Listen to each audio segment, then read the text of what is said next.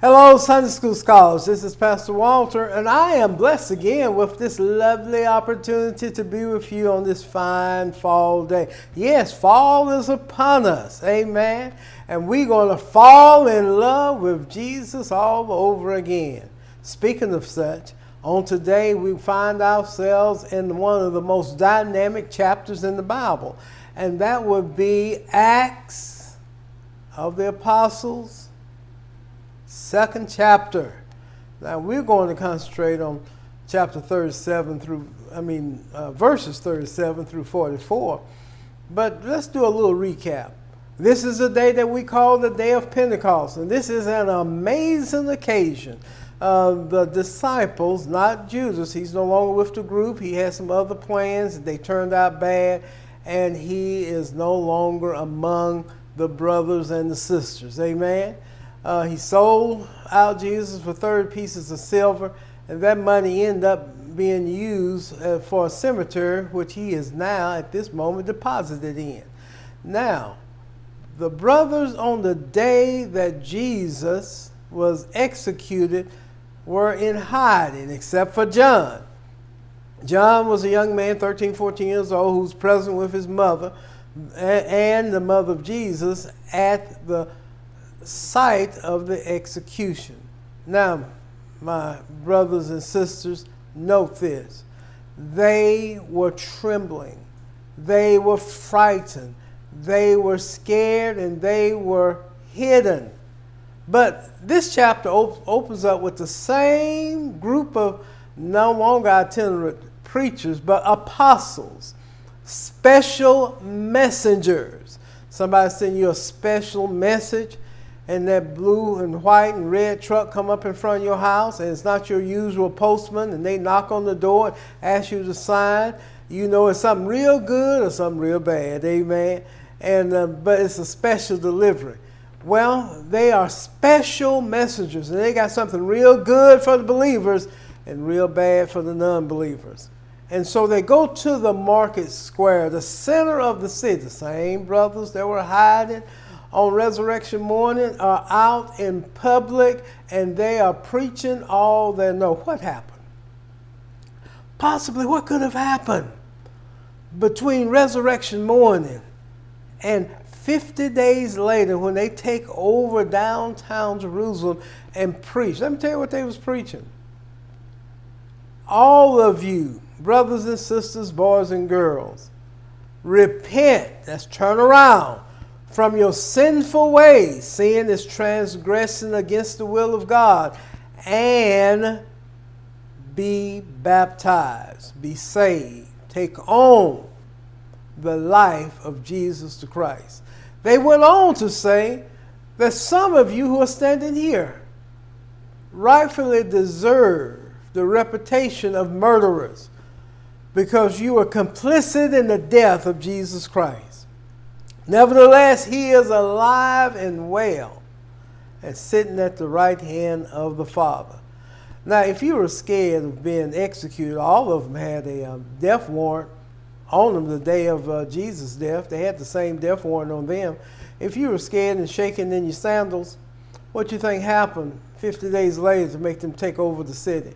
Now, I'm going to tell you what I think. I believe they saw a dead man walking.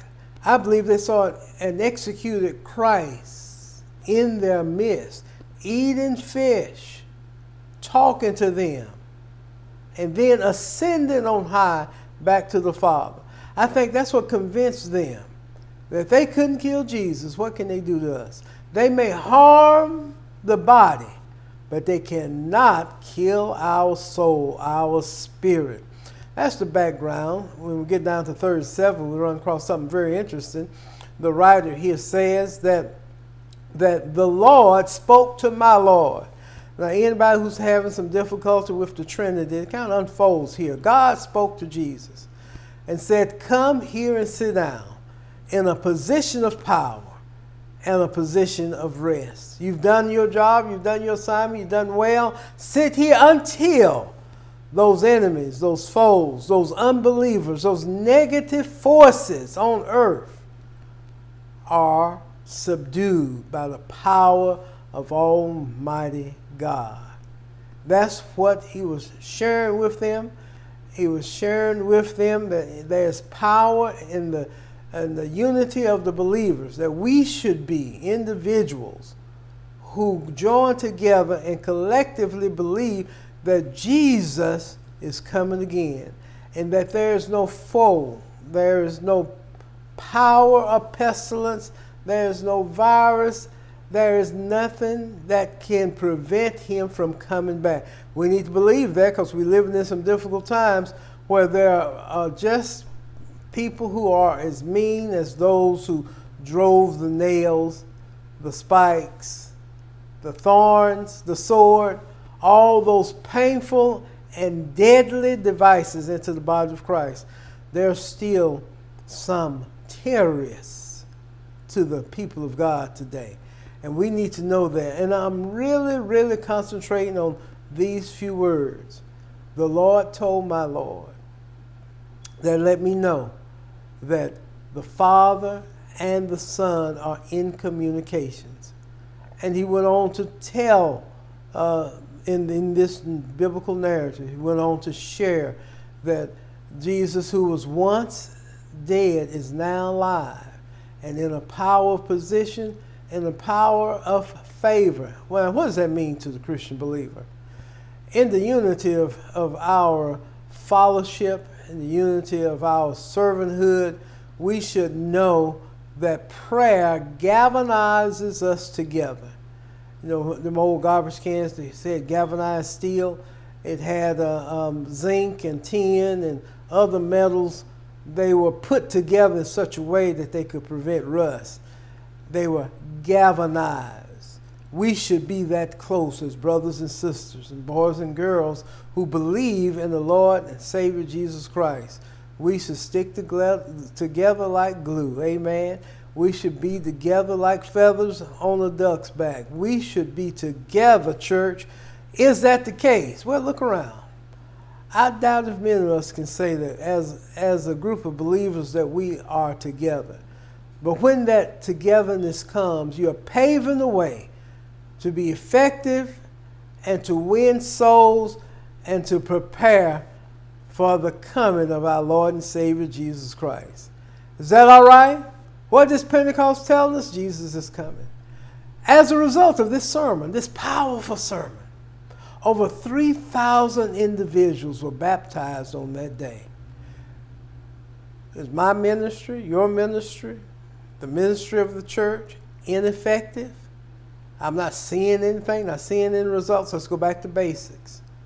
Let's tell the truth about Jesus Christ. You don't have to lie on nobody to tell the truth about Jesus. You don't have to malign anybody to tell the truth about Jesus.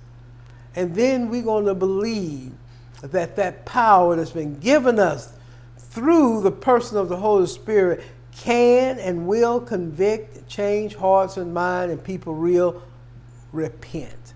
That's the power that Pentecost has granted us, and as a church and as believers, we need to utilize that. Is that all right, class? Well, I think it is. I think we need to unify even in the time of Delta. Before there was Delta, there was another variant. After Delta, maybe another one. But before all of this, there was Jesus the Christ. After all of this will be Jesus the Christ. And He alone can enable us to make a change in this world and be effective for the kingdom. Amen. God bless you.